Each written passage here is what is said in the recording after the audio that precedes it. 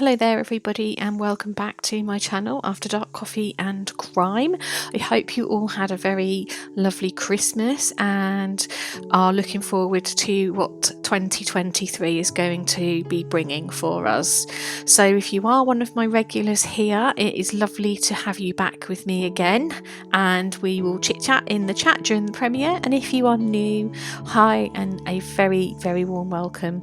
We are growing every week and we are quite a friendly bunch, and we enjoy our chatting as the premiere is airing. Obviously, if you are joining us as the live premiere airs, just bear in mind that the timestamps won't apply because obviously it's aired live. So if there's something that you don't want to see or hear about, just obviously avert your eyes and sing to yourself just to distract yourself, and then pop back in a couple of minutes, and then hopefully that time stamp will have passed.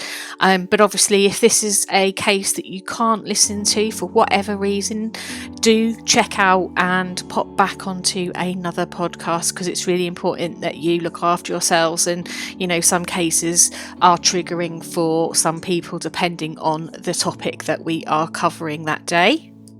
So in today's case, I'm going to be looking at the case of a self-proclaimed midwife whose name is Angela Hock, and she was charged with a Class 2 felony for child abuse that resulted in the death of a newborn baby who was born breech after she had tried to deliver her at home.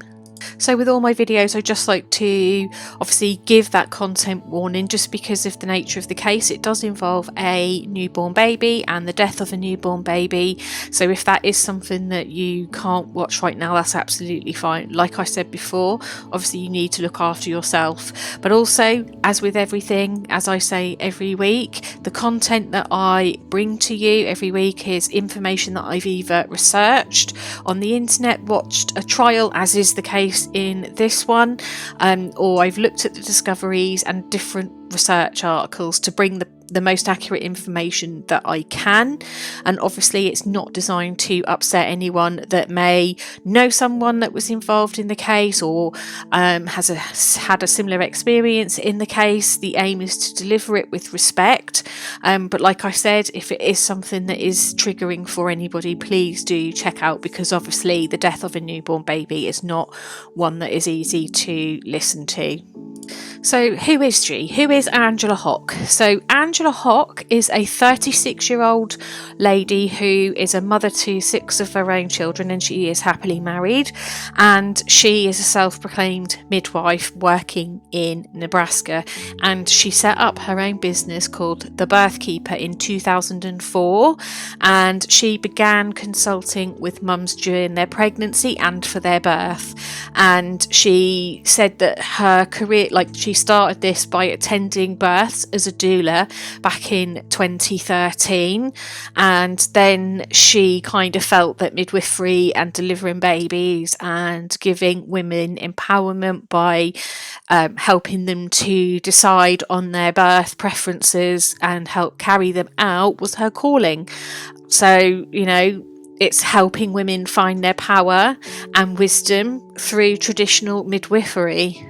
When I looked back at some of the articles on looking at Angela's history, one of the reasons she did this was because she had had her own birth experiences, and she felt that she hadn't had the birth experiences that she had wanted, and this began after her second baby was born. And she said that she was lied to repeatedly during the induction of her labour, and so obviously that's an allegation that she's made. Obviously we weren't there, we don't know, but that is what she said happened, and so this then obviously helped sort of form her thinking into being able to help other women. So after she then went on to have her third and fourth babies, Angela decided that she was going to become a trained professional so that she could help and be an advocate for women and help them get the experience that they wanted from their births. So since knowing that she had wanted to help women have the birth experience birth experiences they wanted, she went on to go and learn about the physiology of the childbirthing process, and she trained and learned in many different scenarios. Now that's something that I can relate to, because obviously I was a fully qualified midwife, I practiced as a midwife, and the training is very, very intense. And actually, when I was listening to the court, a lot of the stuff that was sort of being said was nothing in comparison to the types of training that I have had to go through. And obviously we also have to have certain experiences signed off, so it wasn't all simulation. And a lot of the training that Angela had was simulated scenarios rather than actual scenarios. So it is known that she is someone who does attend conferences and trainings to keep herself up to date in her self-development current, and she advertises herself as an undisturbed birth advocate. Now, if you looked during the trial, when the trial was running, you will see that her website was actually still up and running, which surprised me, because I thought that perhaps maybe that would have to have been taken down, because she was being taken through court and obviously had been accused of child abuse because of the death of this baby. And this is where it is really complicated, and it does fascinate me in that in different countries different births happen in different ways. So in Nebraska, it is under their law, Nebraska state law, that it is illegal for a medically trained and certified nurse midwife to assist in births outside of the clinical setting, meaning that they have to have their babies in a hospital setting where there are some doctors. Some births do still occur obviously by accident, and that's the case in most places. Even here I've seen them being born just outside of the hospital, in the lift of the hospital, down the toilet.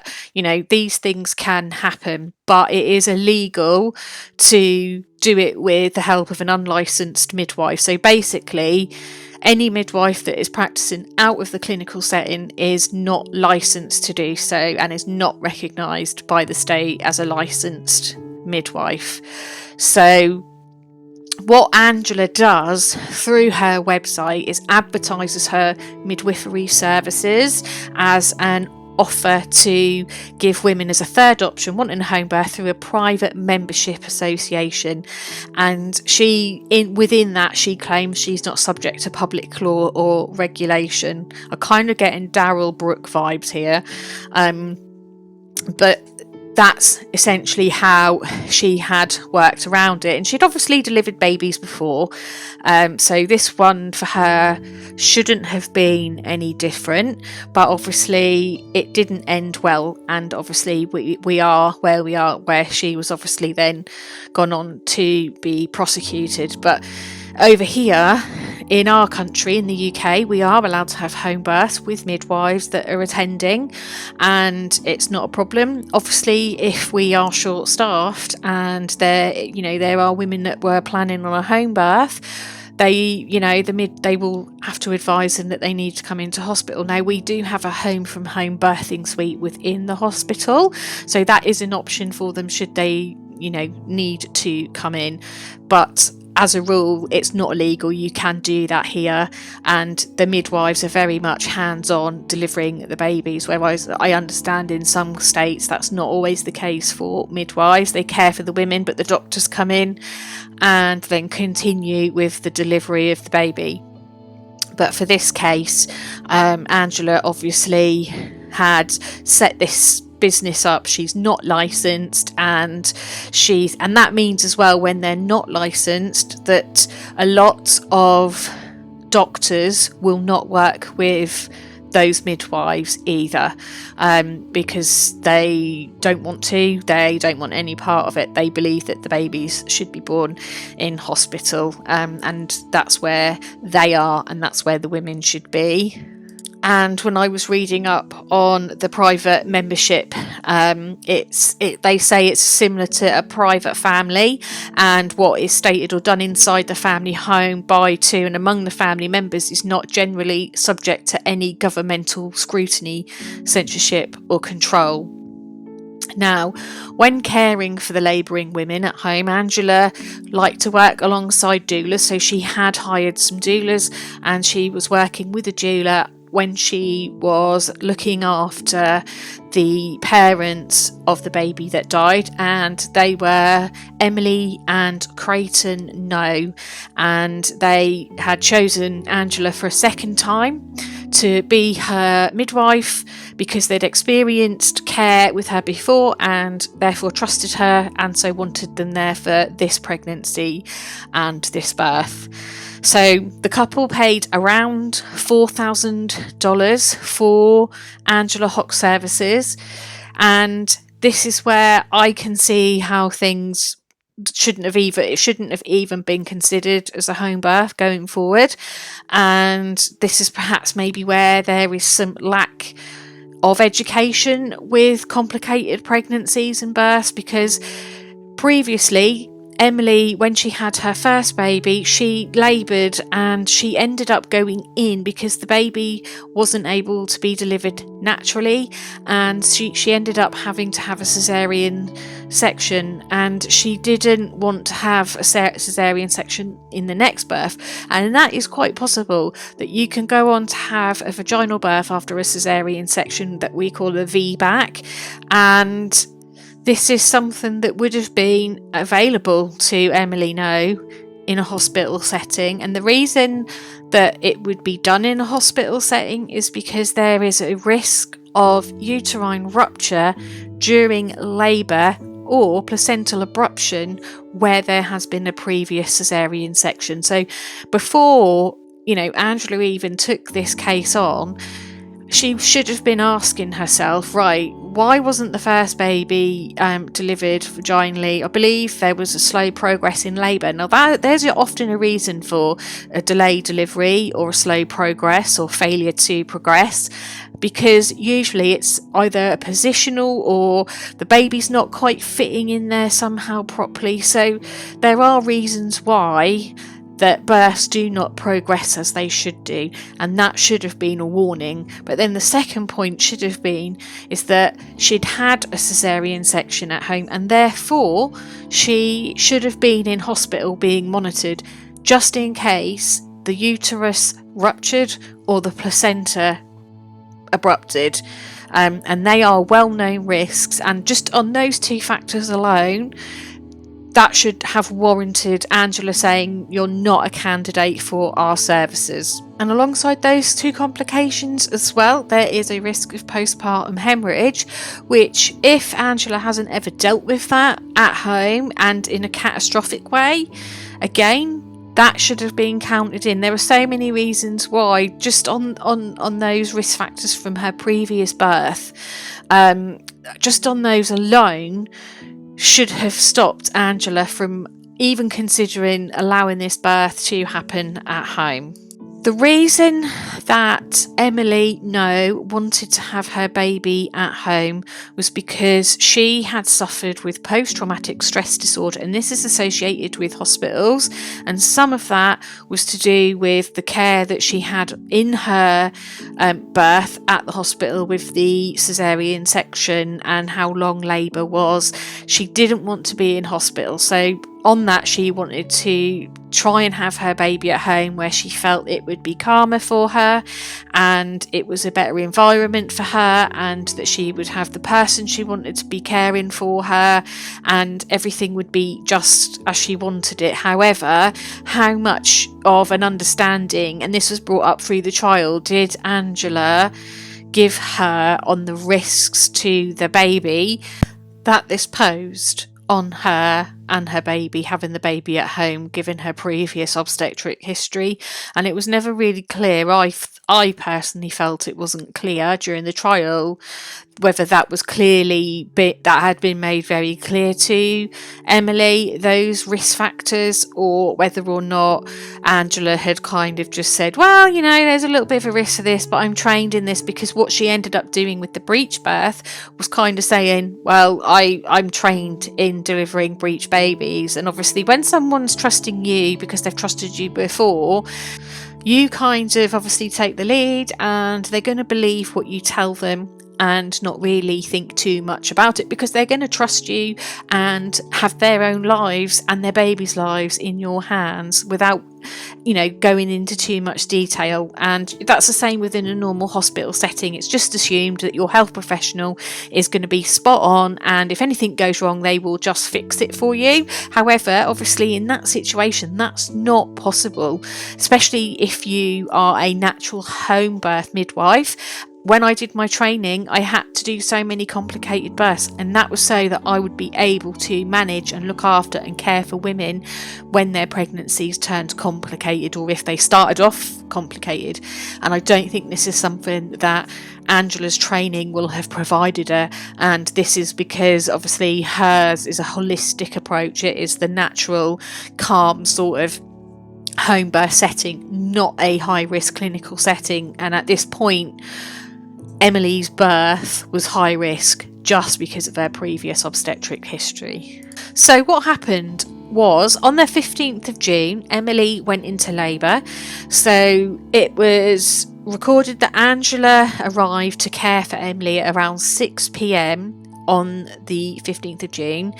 And apparently Emily Noe knew that the baby was in a breech position a couple of hours before she actually called the midwife in to come and look after her.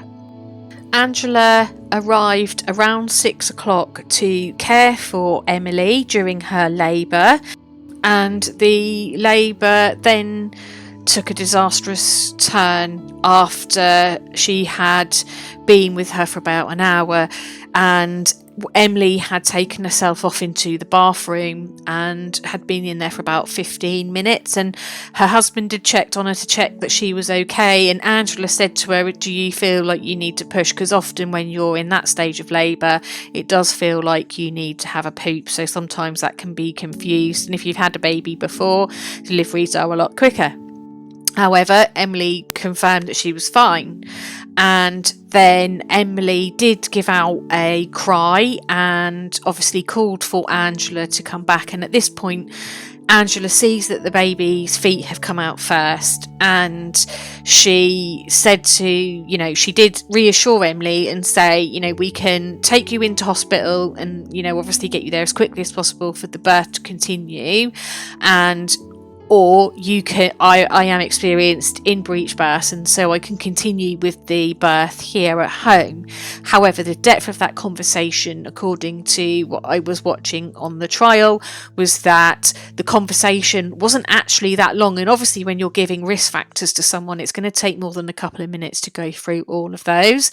However, in that situation, Emily trusted Angela Hock, because she'd used her before, so she felt confident in her midwifery skills when she said that she would be able to deliver the baby at home. So Angela then spent around 30 minutes trying to deliver this baby from the breech position. So the baby had obviously descended, the legs had been born, but it had delivered no further than the shoulders. And what can often happen with a breech baby is that the cervix can start to close around the baby's head and neck, and therefore the baby then can't continue to pass through and be fully born. And at this point, time is passing really quickly. So the paramedics do arrive, and when they arrive, they can see that the baby's been partially born but not fully born, and they feel something isn't quite right. And so they then try to obviously encourage with the birthing process to continue to deliver the rest of the baby. And when the paramedics got there, from what I can understand, Angela didn't have the right equipment, as in she didn't have a pair of episiotomy scissors. So she asked the paramedics to give her some episiotomy scissors, which they apparently had, or something that would have worked as well, but they ended up giving her a different kind of scissor, and they were blunt, and that actually made it really difficult for Angela to then perform that episiotomy effectively.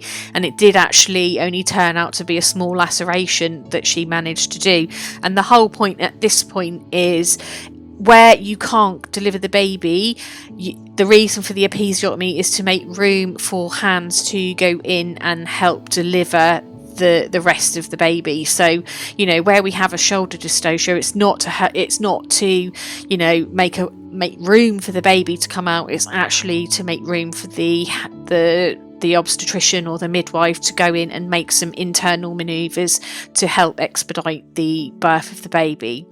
So they obviously put her into the ambulance, and as they call it, they like to call it load and go. And there had been some, you know, issues within the ambulance about whether Angela was coming in the ambulance with them, and Angela didn't want to, and in the end she did. And the baby was actually then delivered by paramedics en route to the hospital. But when the baby was born, obviously the baby was limp and unresponsive, and resuscitation was very unsuccessful, and the baby was put on life support upon arrival at the neonatal unit when they obviously transferred her in. And it was the obstetric doctor who was in the ER that night that had actually reported to the police that, you know, this care had been undertaken at home, and that the midwife wasn't obviously licensed, and this baby had been deprived of oxygen and had suffered swelling in her brain. And they said she had been without oxygen for at least 10 minutes. Now, for a baby, that's a lot of time.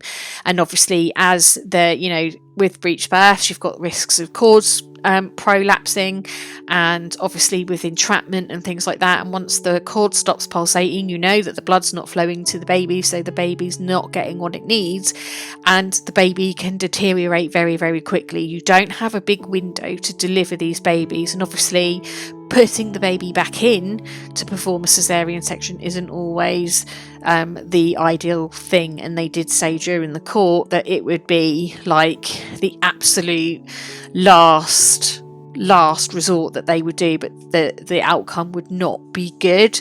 And they can do that with a shoulder dystocia. Once they've tried the manoeuvres a few times, they'll go through the process a couple of times in there, and then what they'll then decide to do is they have to then reverse the birth mechanism and push the baby back in. But with a breech, it's different because the baby's in a completely different situation and position. So sadly, the baby was named Vera by her parents, and she passed away. And Emily's husband had testified to say that they were told at the hospital that basically there was nothing that they could do, that basically that she was brain dead and it was time to say their goodbyes. So both Creighton and Emily both agreed that Vera should have been taken off life support 2 days after she had been born. And the obstetrician who then took over their care when they came into hospital said that Vera's death could have been prevented had appropriate care been provided to Emily in a timely manner. And she was on call. Her name was Dr. Catherine Lessman, and she was the ob-gynae doctor on call when they arrived. And the woman said that she had been in labour for 24 hours before, obviously, as well, coming in. But how much of that actually Angela knew about, I don't know, because you know, if you're in established labour for 24 hours, there's something quite wrong there anyway. But often, and what is often the case, is that women who are labouring aren't actually really in established labour. So you have your early stages of labour and then your active and established phase of labour. Now, the early stages can go on for days and days, and a lot of pregnant people count that as their birth labouring time, and it's actually not. The actual time is from being well, over here in the UK it's 4 centimetres with regular contractions 5 minutes apart. That's established labour, and anything sort of prior to that that's irregular, that come, that go, that don't last very long, you know, that's all early stuff. And you wouldn't be counting that in your duration of labour when you're counting it. So how much of that was actual labour, we don't know, and how much of that was Emily's perception of her labour, we don't know. But obviously the doctor took that on board and had said, well, she'd been doing that at home, and obviously was building a case against the midwife Angela Hock. And sadly, because obviously, there is, for obvious reasons, I mean, I don't know how I feel about, we have home births here, and I think it should be an option for every woman.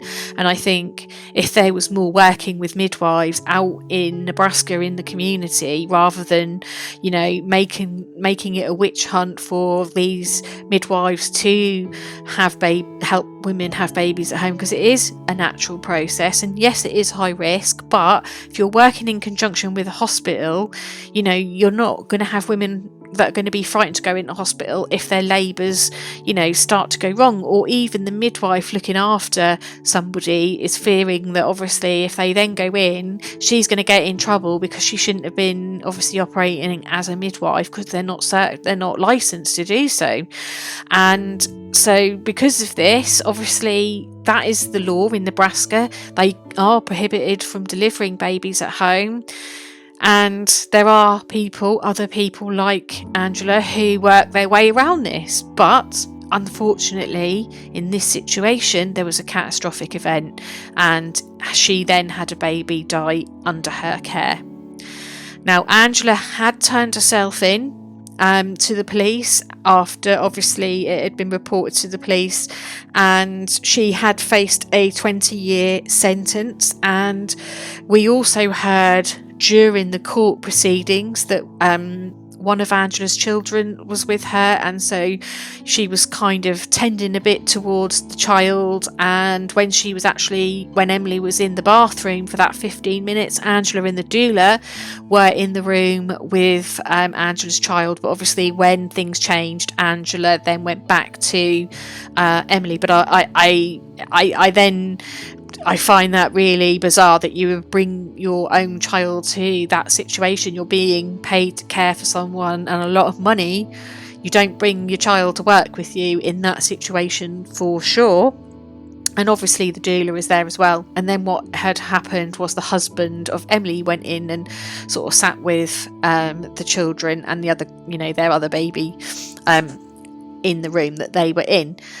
However, we also learnt from the doula that during the testimony, the doula said they both went off and had some lunch somewhere. Now, again, without knowing the full picture and when this happened, at what part in the care this happened, the midwife is entitled to eat and have a break. And if the woman's not in established labour, then, it's possible for you to go and have your lunch and have a break, because you should have a break. But if the woman is in established labour, you're not going to go off together, and, you're going to get somebody, to come in and perhaps maybe take over from you while you go and have a break if you need to have one. And over here, full births, there should be 2 midwives. So I don't think that was the case for this delivery. It would have just been Angela and the doula. But obviously you want someone who's got the midwifery training to be looking after your labouring mum, or you're not going to leave the property. But apparently they had gone off and had some lunch. So again, I don't agree necessarily with that, but I don't know the full extent and the full picture, just obviously the testimony, and you only get snippets. You don't get the full picture and the full situation. So as I've mentioned, and I'll go through now, during the trial, the prosecution argued that Hock was negligent for not giving the parents enough information about how to proceed once they knew the baby was breech, and I think as well for not giving them the information of the risks of actually having a baby at home, having previously had a caesarean section, and what the options would be. And they also said that Angela had acted recklessly and negligently from a place of arrogance, in that she said that she could deliver this baby and she'd had the training to do so and had experience, so she was fine to do that instead of sending Emily into hospital.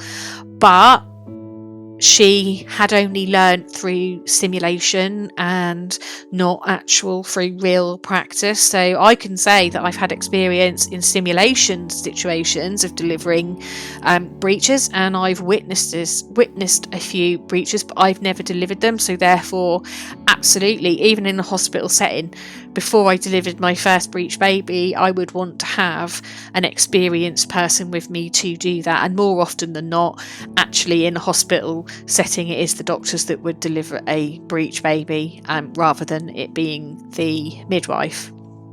On the other hand, though, the defence for Angela Hock argued that Vera died of complications from childbirth and not because of her actions, and pointed out childbirth is dangerous, and it is. In some situations it is dangerous. I mean, even where there are no complications or pre-history or anything that can cause complications, childbirth can change just like that. No childbirth can be predicted. You can have a lady who is, slowly progressing and is at 4 or 5 centimetres, and then all of a sudden they're fully dilated and pushing and having a baby in a lift.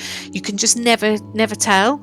And you have to always have in your mind, whether you're doing a home birth in a peaceful and natural setting because the woman is low risk, you still have to be a step ahead of what's going on with the pregnancy and the baby, and be, if things aren't going according to plan within that time, what is causing that? Because that can then you can be thinking, oh well, there's a potential that the baby might have shoulder dystocia because the descent isn't happening, and there's all these things that you have play out in your mind, and you're always a step ahead. And I don't get the impression that that was the case with Angela, that she was that far step ahead. I think she just, and I agree that there was some arrogance in there, and that is my opinion.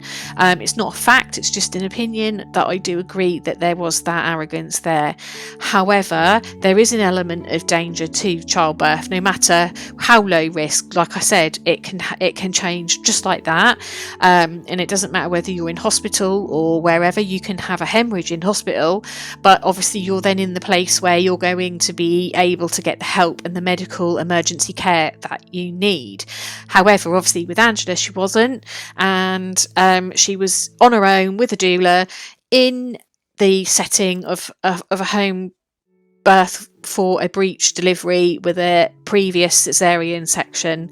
And that's where I would say the arrogance comes in, because unless you've actually physically delivered, and I would say you'd need to deliver a good number of breech births to say I'm an experienced midwife that can deliver breech births. Again, that's my opinion, and that's how I would act as a midwife if I was still practicing. I wouldn't do something that I hadn't actually physically done for real, only on a simulation, because simulations are only good so far, but it's not the same, not even a little bit. The defence also said that they were trying to use Angela as a scapegoat for the actions of others, including that of their parents, and there probably is some truth in that, because she's the example of this is what's going to happen if you are a unlicensed midwife and the same thing happens to you. You're going to end up being taken to court and be made an example of, and this is what's happened. This will scare some of these midwives who are in a similar situation, because they're not going to want to have that on their shoulders, that they could potentially be taken to jail for this happening to them on their watch as well. Also, during the trial, the defence team also said that the Noes did not want to press charges or even be in court, and Emily didn't give testimony because she was too traumatised. But what they said is that they would use Angie again as a doula. They accept now that, when they had more children, that obviously a home birth doesn't work out for them. And so they would want Angela to attend the birth of their future children, if they had any, as a doula. So you can see how much faith that the Noes have in Angela, and they still do. And obviously this was the state doing the prosecution, and it wasn't the parents that were prosecuting, because when I first watched this I thought it was the parents that were obviously then suing the midwife for the death of their baby, but that wasn't the actual case in this situation. It was the prosecution. And although the Noes, Emily and her husband Creighton, they felt, you know, that it wasn't Angela's fault. The grandparents of the baby felt very, very different, and they've been quite outspoken about this, and they feel outraged. And what Joanne Floyd said, who's the grandmother, "I have a beautiful granddaughter that we just buried at Omaha National Cemetery in a tiny casket, and my heart is broken, and my daughter's heart is broken, and my son-in-law's heart is broken, and we're all just heartbroken. This is a beautiful baby." And it's often the case that, you know, one member of the family can see things differently to another, but often as well in birth choices, family members don't like the choices that their kids make, or their older children, for their birth choices, and a lot of older parents, grandparents prefer their daughters or their daughter-in-laws to not have their babies at home. And I think that this was very much the case with the grandparents, and again, that's just my speculation, but I feel that they feel very differently to Angela with regards to what happened and what the parents do. But again, they obviously didn't know Angela like the parents did. So in the end, Angela Hock was found not guilty of felony child abuse charges, which then meant obviously she was free to go. And what the judge said was that what happened was absolutely tragic, but he said that the state had failed to prove that Angela acted criminally, and that is negligently caused or permitted the minor child, obviously Vera, to be placed in that situation or endangered her safety or physical health, and didn't deprive her of the necessary care. And he said that Angela, although she wasn't licensed, she had training and experience as a midwife, and at no time did Miss Hock misrepresent herself. And this is true because her website reflects that, you know, it is as it is. And, you know, she has had the training. And, you know, even if you have had experiences delivering breech babies, it doesn't always mean that that's going to go well when you do it again. Even if it's the 70th breech birth that you've attended and the baby you've delivered, it can change. Anything can change. You can have a mum that's had a normal delivery at home and then has a hemorrhage, and she could potentially die having a hemorrhage. But that doesn't mean that the midwife is negligent. It just means that a series of events that have led to this, that and the other, and there is that line of where is it that the midwives are going to get prosecuted? Because, you know, if the midwife has done everything she should have done and then transferred in, or has the knowledge to believe that she can manage that situation, sometimes things just don't happen as you expect them to, and no matter how much experience you've got, things can go wrong. And where does the blame lay? And the other thing that you've got to consider as well when you're laying the blame is, where are the parents? Where do the parents come in here? And actually, the defence then did say that, you know, and I agree with this is a fact, and that a baby has no rights until it is actually physically born and it's fully expelled from its mother's body. There is no law. So where is the child abuse prior to it being born? And that was raised within the trial, that obviously Vera had no rights as a person until she was actually fully born. And she obviously that she didn't, so during the labour, whatever was going on there was no rights there for her. But obviously when she was born, that's when obviously the extra care then kicked in, and she was in hospital and she was cared for in hospital. So at this point it was raised as well, like, if you're going to charge this midwife with negligence, and child abuse, then you've got to consider the parents' role in this, because obviously it was their birth choice, it was their birth decision, it's what they wanted.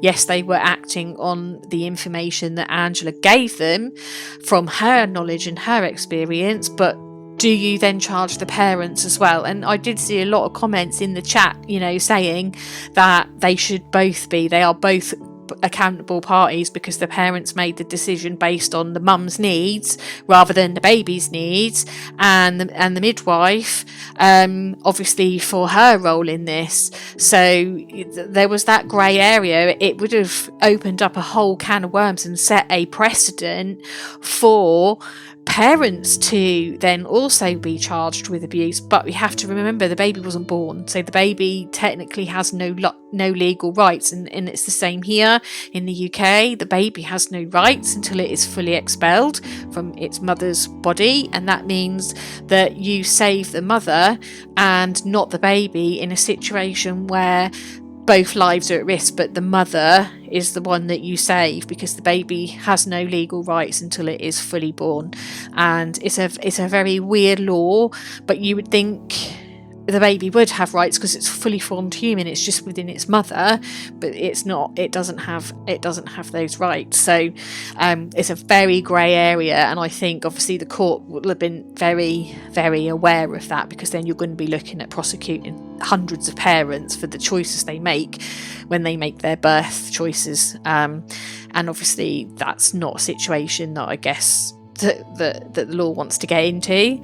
So the state failed to prove that Angela acted criminally and that she'd put Vera in a dangerous situation, because Vera hadn't been born, so there's that element, and that her safety and physical health were deprived of care, that she wasn't, the care was given and the care was escalated when it needed to be escalated, and the paramedics were called and they were taken into hospital. So he said that her actions were not criminally negligent. Now, there could be some civil elements to this, but criminally, no. She was found not guilty. And that kind of leaves it so for all those other midwives practicing without a license and being unlicensed, does that now kind of give them the freedom to know that they're not going to fully get prosecuted and face jail time? Or is this case actually going to scare them and actually kind of work within the law in regards to delivering babies, and in the hospital situation? I don't know. I agree. I don't think Angela has misrepresented herself, and the judge is right there. And this is true.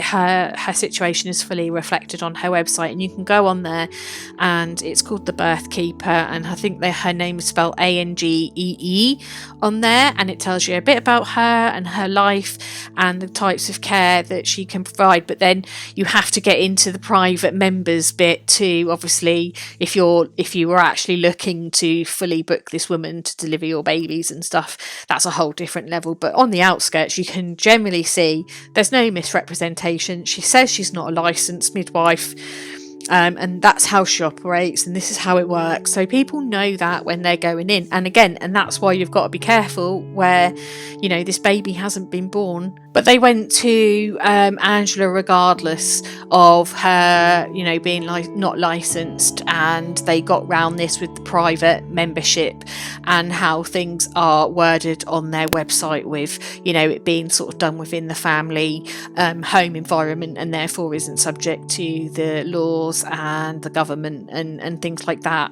So they knew, and any woman going forward that obviously chooses this kind of birth is obviously also going in knowing what can happen. And I hope that this case brings awareness to situations like this, and that people do really think about their care, because there is no right, you just can never tell with childbirth. 1 minute it can be fine, and the next minute it can change at the drop of a hat.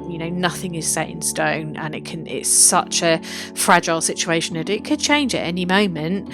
And for the most part, for most it goes was fine and within the normal range, and things happen, and home births are beautiful. Like you can get the most beautiful experience, but I certainly would not want that to be happening with previous history and the history that that Emily Noe had. And even though they weren't the situation that occurred in this case, in that there was not the bleeding issue, the rupture or anything like that, the situation in this case was the breech. Now this baby could have been breached because of the shape of the pelvis and the baby, and not being able to get in the optimum position. So there's so much to consider, and I could go on and on and on, but I'm not going to go on and on and on. It's just one of those things that it's happened, it's sad, and unfortunately they lost their baby. And I hope this has been interesting, and I'd love to know what you think. Like, do you think the midwife was negligent? Do you think it was the parents and the midwife being negligent? Do you think Angela was quite well trained? Do you disagree with some of the things that I've said? Everyone's, has a different thought on this, and they did in the chat when the court was, live and in session. So I would absolutely love to see what you guys think. But that is it for now on the case of Angela Hock and the breech birth. May little Vera know, may she rest in peace and her family recover from this. And I hope to see you guys all soon in the next podcast. Bye for now. Bye everyone. Bye.